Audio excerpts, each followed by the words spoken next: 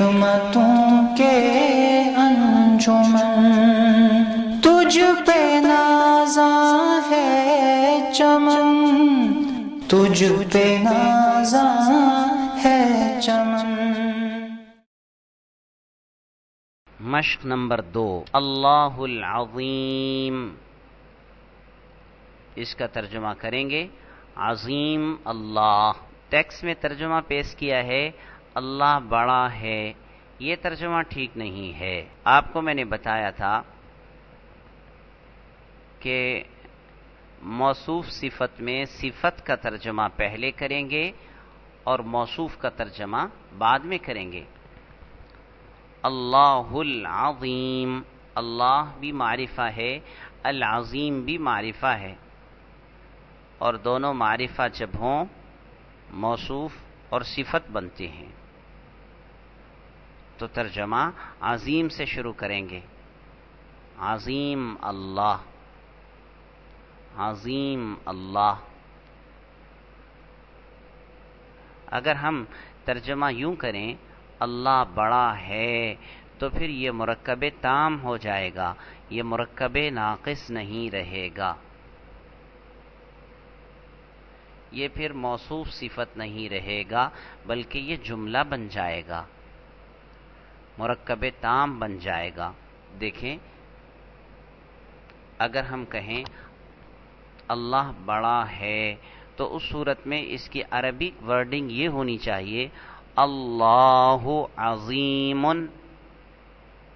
اللہ معرفہ اور عظیم نکرہ، معرفہ اور نکرہ جب یکجا ہوں تو مرکب توصیفی نہیں ہوتا بلکہ وہ مبتدا اور خبر ہوتا ہے، جو آگے پڑھیں گے آپ، وہ پورا جملہ بن جاتا ہے اور جملے کے ترجمے میں بات پوری سمجھ آ رہی ہوتی ہے، مرکب تام بن جاتا ہے۔ تو اللہ عظیم کا ترجمہ ہوگا اللہ بڑا ہے، اور اگر دونوں کو معرفہ بنائیں تو اللہ العظیم، اس کا ترجمہ کریں گے عظیم اللہ، عظیم اللہ۔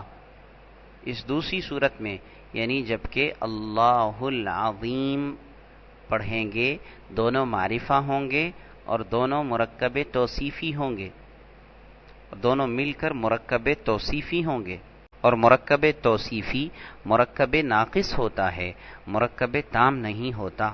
دوسری مثال الرسول الکریم، اس کا ترجمہ کیا کریں گے کریم رسول، بالکل ٹھیک ترجمہ کیا، یہی مرکب توصیفی کا ترجمہ ہے۔ اگر ہم اس میں دوسرے لفظ کو نکرہ بنا دیں، الرسول الکریم کی بجائے ہم یوں پڑھیں الرسول کریم، تو پھر یہ مرکب توصیفی نہیں رہے گا، پھر یہ جملہ بن جائے گا، مرکب تام ہو جائے گا۔ اس صورت میں کیا ترجمہ کریں گے رسول کریم ہے، بالکل ٹھیک ہے، رسول کریم ہے۔ یہ فرق خوب ذہن نشین کر لیجئے۔ نمبر 3، قصر عظیم، بڑا محل۔ یہ چونکہ نکرہ ہے، نکرہ میں نکرہ کے ترجمہ کو واضح کرنے کے لیے اس کے ساتھ کوئی ایک یا ایک لگانا بہتر ہے۔ قصر عظیم، ایک بڑا محل۔ قصر بھی نکرہ ہے اور عظیم بھی نکرہ ہے۔ آپ اس مثال میں مرکب توصیفی کی 4 باتوں میں مطابقت واضح کریں۔ آپ نے پڑھا تھا مرکب توصیفی میں 4 باتوں میں مطابقت ہوتی ہے موصوف صفت کے درمیان، دونوں نکرہ ہیں، ایک بات۔ دوسری بات دونوں مذکر ہیں، بالکل ٹھیک، 2 باتیں ہو گئیں۔ تیسری بات دونوں واحد ہیں، بالکل ٹھیک، 3 باتیں ہو گئیں۔ دونوں کا اعراب سیم ہے، بالکل ٹھیک، ماشاءاللہ۔ آپ یہ 4 باتیں یہاں آنے والی تمام مثالوں میں دیکھ سکتے ہیں۔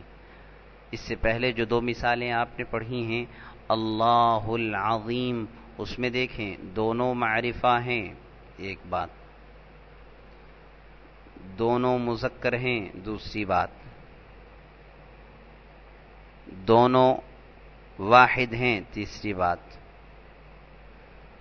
دونوں اعراب میں ایک جیسے ہیں چوتھی بات۔ ہر مرکب توصیفی میں آپ یہ دیکھ سکتے ہیں۔ البیت الصغیر، کیا ترجمہ کریں گے؟ چھوٹا گھر۔ یہ لکھا ہے ایک چھوٹا گھر، ایک نہیں لگے گا اس کے ساتھ، یہ پراپر ناؤن ہے، یہ معرفہ ہے۔ البیت الصغیر، چھوٹا گھر۔ اگر الصغیر سے الختم کر دیں اور یوں عبارت ہو البیت صغیر، تو پھر کیا ترجمہ کریں گے؟ البیت صغیر، پھر ترجمہ ہوگا گھر چھوٹا ہے۔ بالکل ٹھیک ترجمہ کیا آپ نے۔ معلوم ہوتا ہے کہ آپ کو اچھی طرح یہ بات سمجھ آ چکی ہے، موصوف صفت کا فرق اور مرکب تام کا فرق۔ الحمدللہ، پھر یہ جملہ ہو جائے گا۔ جی بالکل ٹھیک۔ پانچویں مثال، بستان نظیف، ایک صاف ستھرا باغ۔ نظیف کہتے ہیں صاف ستھرے کو، ماشاءاللہ۔ اگر اس میں بستان کے شروع میں ہم ال لگا دیں، البستان نظیف، تو اس کا کیا ترجمہ ہوگا؟ باغ صاف ستھرا ہے۔ یہ ترجمہ لکھا ہے صاف باغ ہے، نہیں یہ غلط ہے ترجمہ، یہ نہیں ہوگا ٹھیک۔ دیکھیں یہ صفت کو پہلے ترجمہ میں تب لاتے ہیں جب موصوف صفت ہو۔ اگر موصوف صفت نہیں ہے، جملہ بن گیا ہے، تو جملے میں صفت کا ترجمہ پہلے نہیں کرتے، مبتدا کا ترجمہ جو پہلے آ رہا ہے لفظ اس کا ترجمہ پہلے کر لیں۔ اس صورت میں یوں ترجمہ ٹھیک بنے گا بستان نظیف، صاف باغ، صاف ستھرا باغ۔ اس میں آپ نے نظیف کا ترجمہ پہلے کیا ہے، لیکن اسی کو جب آپ نے پہلے لفظ کو ال لگا کر معرفہ بنایا، البستان نظیف، تو اس صورت میں یہ موصوف صفت نہیں رہے، لہذا البستانوں کا ترجمہ پہلے اور نظیف کا ترجمہ بعد میں کریں گے۔ البستان نظیف، باغ صاف ستھرا ہے۔ تمر حلو، کیا ترجمہ کریں گے؟ تمر حلو، ایک میٹھی کھجور۔ بالکل ٹھیک ہے، حلو کا ترجمہ پہلے اور تمر کا ترجمہ بعد میں۔ کچھ وہاں لگائیں گے جہاں مناسب ہوتا ہو، مثلا پانی کے ساتھ کچھ لگتا ہے، لیکن کھجور کے ساتھ ایک یا کوئی ایک لگائیں گے۔ اگر اسی کو آپ یوں لے لیں التمر حلو، تو اس کا ترجمہ کیا کریں گے؟ کھجور میٹھی ہے۔ ساتویں مثال، التمر الحلو، دونوں معرفہ ہیں، میٹھی کھجور، بالکل ٹھیک ہے۔ آٹھویں مثال، مالک صالح، یہاں کتاب میں مالک لکھا ہے، میم کے بعد الف بھی ہے۔ اگر ملکن ہو تو ملک بادشاہ کو کہتے ہیں، اور مالک ہو تو وہ مالک کو کہتے ہیں۔ کتاب میں لکھے ہوئے لفظ کے مطابق اس کا ترجمہ ہوگا مالک صالح، نیک مالک۔ جو کسی بھی چیز کا مالک ہو، کوئی ایک نیک مالک یا ایک نیک مالک۔ اگر ملکن ہو تو اس کا ترجمہ بادشاہ سے کر سکتے ہیں، بادشاہ سے کریں گے ملکن صالح، کوئی ایک نیک بادشاہ۔ اگر اس کے پہلے لفظ پر ال لگا دیں المالک صالح، تو کیا ترجمہ ہوگا؟ مالک نیک ہے۔ البحر المالح، کھارا سمندر یا کھارا دریا، نمکین سمندر، نمکین دریا۔ المالح سے آپ ال ہٹا لیں. البحر مالح کیا ترجمہ کریں گے؟ سمندر کھارا ہے یا سمندر نمکین ہے، دریا نمکین ہے. جی سوال پیسٹ ہو رہا ہے کہ جہاں نکرہ ہوتا ہے وہاں کوئی یا ایک کیوں ترجمے میں لاتے ہیں؟ وہ پہلے گزر چکا ہے کہ یہ بات گزر چکی ہے آپ نے پچھلے اسباق میں، جہاں پر معرفہ اور نکرہ کی بات آئی تھی وہاں تنوین کے متعلق بتلایا گیا تھا کہ تنوین کا ترجمہ کوئی ایک کچھ ایک سے کرتے ہیں، لیکن ہر جگہ کرنا ضروری نہیں ہوتا. اس سبق کو یعنی تنوین والے سبق کو اچھی طرح سن لیں تو یہ اچھی طرح پھر مشق ہو جائے گی. شیء طیب کیا ترجمہ کریں گے؟ پاکیزہ چیز، ایک پاکیزہ چیز یا کوئی ایک پاکیزہ چیز، اچھی چیز. جی اگر شیئن کے شروع میں ال لگا دیں، الشیء طیب، تو کیا ترجمہ ہوگا؟ چیز پاک ہے. جی بالکل صحیح ہے، چیز اچھی ہے، بالکل. الرجل الطیب پاکیزہ مرد. جی بالکل ٹھیک ہے. محمد الرسول اس کا ترجمہ کیجئے. محمد الرسول یہ ترجمہ ٹھیک نہیں ہو رہا جو ٹیکسٹ میں پیش کیا جا رہا ہے. محمد بھی معرفہ ہے اور الرسول بھی معرفہ ہے. اس کا ترجمہ یوں ہوگا رسول محمد. رسول کا ترجمہ کرنا ہو تو بھیجے گئے محمد صلی اللہ علیہ وسلم. اور آپ کو معلوم ہے کہ محمد کے آخر میں تنوین آ رہا ہے اور اس کے بعد الرسول لام آ رہا ہے جو ساکن ہے، تو نون تنوین کے نیچے زیر دیا گیا، چھوٹا سا لکھ کر اس کے نیچے زیر دے دیا گیا، محمد الرسول. اگر اسی کو ہم یوں پڑھیں محمد رسول تو کیا ترجمہ کریں گے؟ محمد رسول. اس کا ترجمہ ہوگا محمد رسول ہیں صلی اللہ علیہ وسلم. جی محمد رسول میں پہلا لفظ معرفہ ہے اور دوسرا نکرہ ہے. معرفہ اور نکرہ آ جائیں تو مرکب توصیفی نہیں ہوتے. اس کا ترجمہ پیسٹ کیا ہے ایک رسول محمد. یہ ترجمہ ٹھیک نہیں ہے. یہ اس صورت میں ہو سکتا تھا جبکہ محمد کا لفظ بھی نکرہ ہوتا، حالانکہ محمد کا لفظ معرفہ ہے، تو یہ مرکب تام ہو گیا ہے. محمد معرفہ ہے، رسول نکرہ ہے، یہ مرکب تام ہے. رب غفور، رب غفور بخشنے والا رب، معاف کرنے والا رب.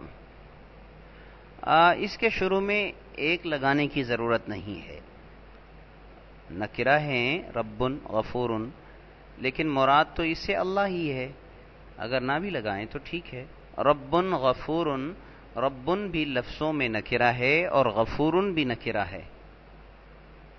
اپنے الفاظ کی بناوٹ کے اعتبار سے دونوں نکرہ ہیں، حرج کوئی نہیں ہے. اصل میں قرآن کریم میں یہ مثال آتی ہے بلدۃ طیبۃ ورب غفور. یہ اللہ تعالیٰ نے ایک قوم کے احوال میں ذکر کی ہے، پاکیزہ شہر اور معاف کرنے والا رب. رب غفور سے وہاں مراد اللہ کی ذات ہے.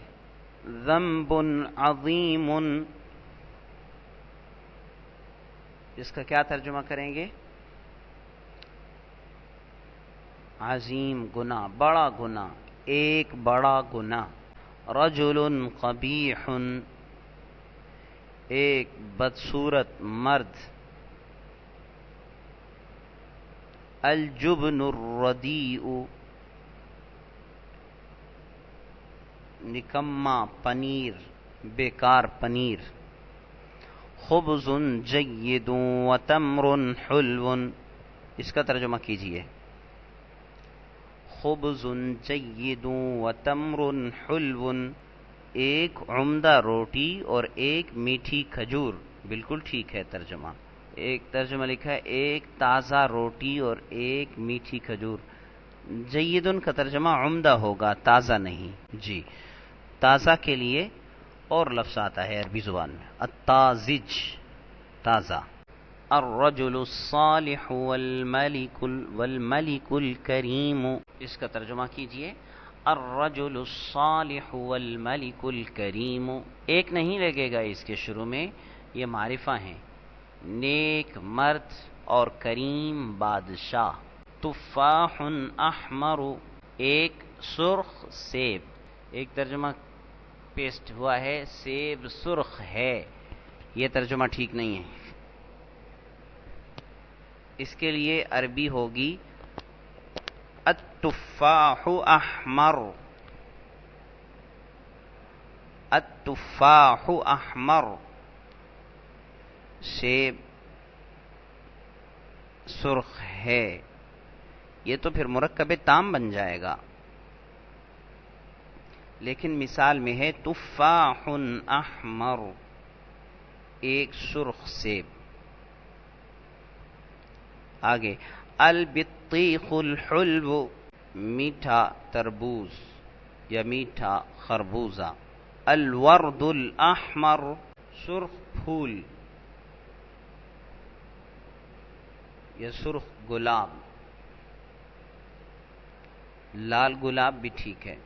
آگے عربی کا ترجمہ ہے. عربی الفاظ اردو کے الفاظ ہیں جن سے عربی بنانی ہے.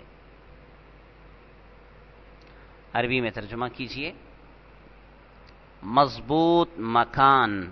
جی، یہ ٹیکسٹ میں کئی آ رہے ہیں. دیکھیں، سب سے پہلے آپ اس بات کو نوٹ کریں کہ یہ معرفہ ہے، یہ نکرہ. ٹھیک. دوسرے نمبر پر یہ دیکھیں کہ اس میں کون سا لفظ موضوع اور مناسب ہے. پھر موصوف صفت میں آپس میں ہر اعتبار سے مطابقت رکھیں. اس کا ترجمہ عربی میں یوں ہوگا. مکان کو مکان بھی کہتے ہیں، جگہ کے معنوں میں آتا ہے، اور مکان کی جگہ البیت بھی لگا سکتے ہیں. مضبوط مکان، البیت المشید. یہ معرفہ میں نے اس لیے بنایا ہے کہ مضبوط مکان میں کوئی ایک کچھ نہیں آ رہا.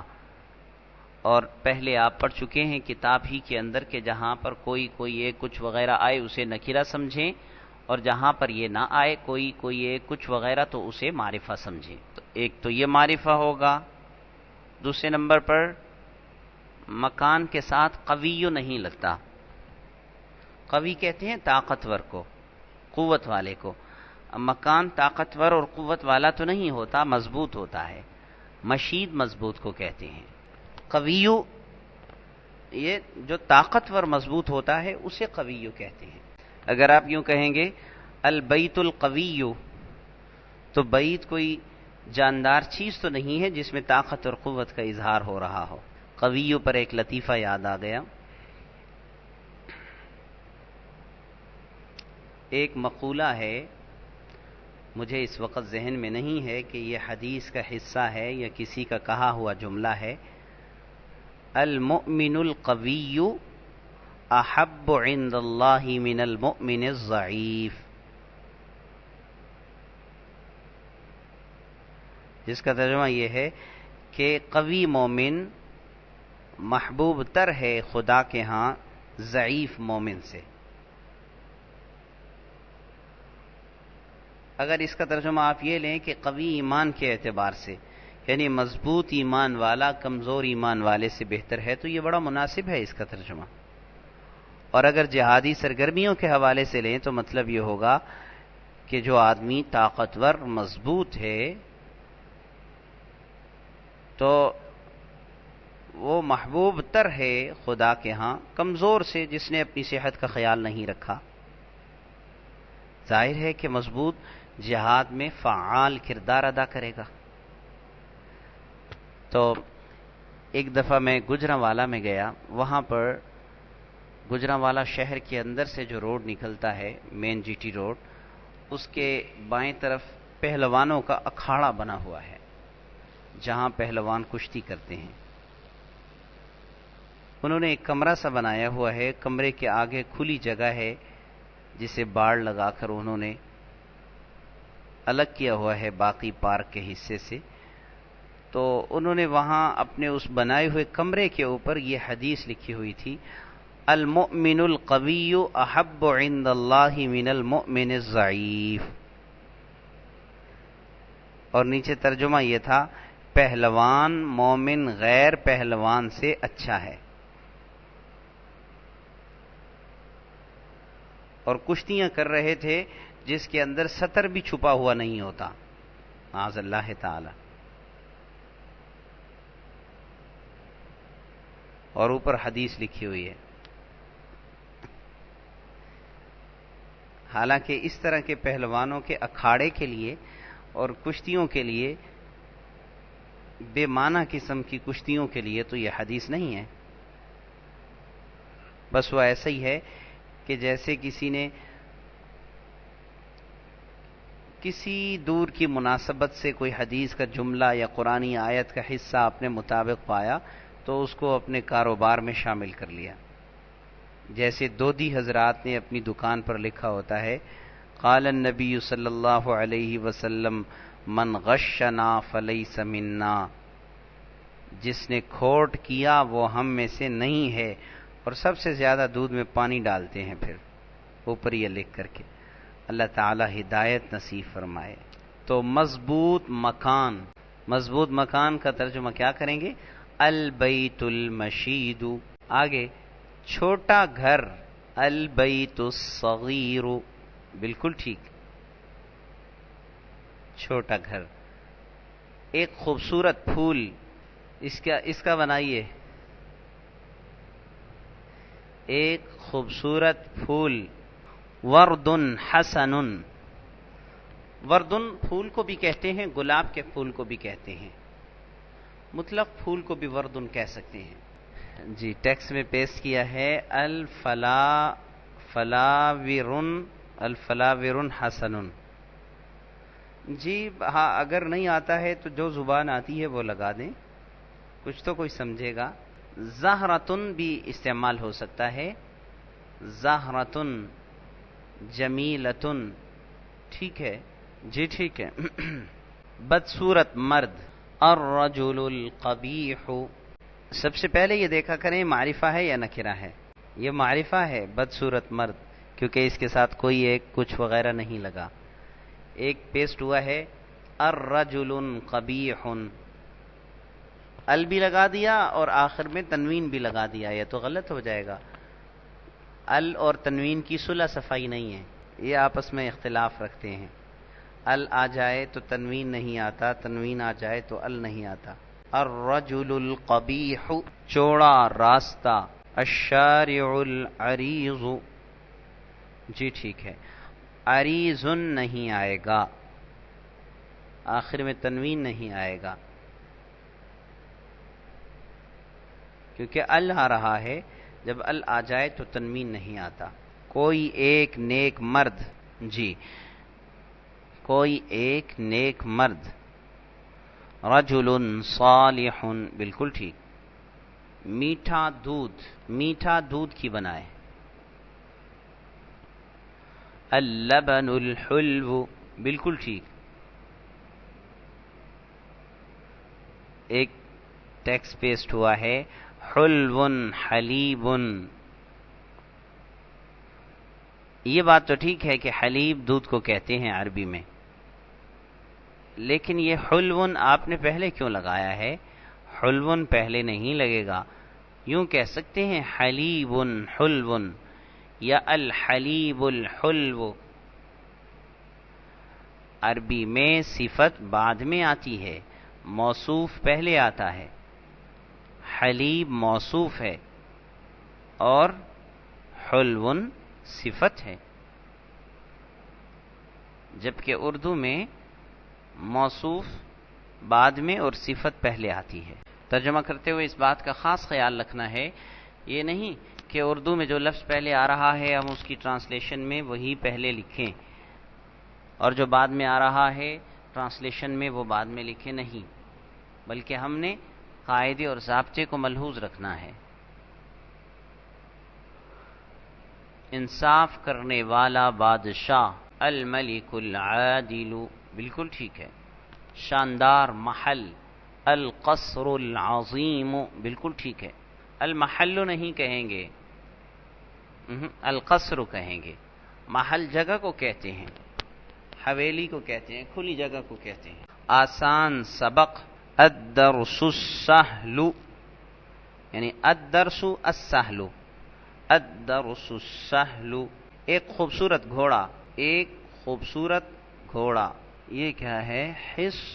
حصان جمیل۔ حصان تو آپ نے ابھی پڑھی نہیں ہے، وہ تو ایک صفت ہے، فرس لگائیں۔ ایک خوبصورت گھوڑا،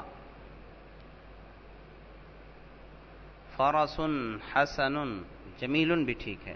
ایک میٹھا پھل، ایک میٹھا پھل، ثمر حلو، بالکل ٹھیک ہے۔ چھوٹی جگہ، المحل الصغیر، چھوٹی جگہ۔ عمدہ گھوڑا، عمدہ کی جید آئے گی، الفرس الجید، الفرس الجید۔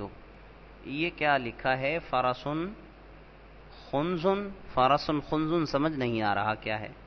الفرس جید نہیں، الفرس الجید، الفرس الجید دونوں معرفہ ہونے چاہیے۔ کشادہ گھر، البیت الوسیع۔ عمدہ روٹی یا اچھا دودھ، عمدہ روٹی یا اچھا دودھ، اس کی عربی بنائیے، الخبز الجید واللبن الطیب۔ یہ ول نہیں آئے گا، او آئے گا، یا اچھا دودھ، اوی اللبن الطیب۔ خبز جید نہیں، یہ معرفہ ہوگا، الخبز الجید اوی اللبن الطیب۔ ایک نیک لڑکا اور ایک بدکار لڑکا، ولد صالح وولد فاسق، جی ٹھیک ہے۔ بڑی مسجد اور ایک چھوٹا باغ، المسجد العظیم وبستان صغیر، بڑی مسجد، المسجد الکبیر بھی ٹھیک ہے، وبستان صغیر، جی ٹھیک ہے۔ ماشاءاللہ ہماری تمرینیں مکمل ہو چکی ہیں۔ اب ان تمارین سے متعلق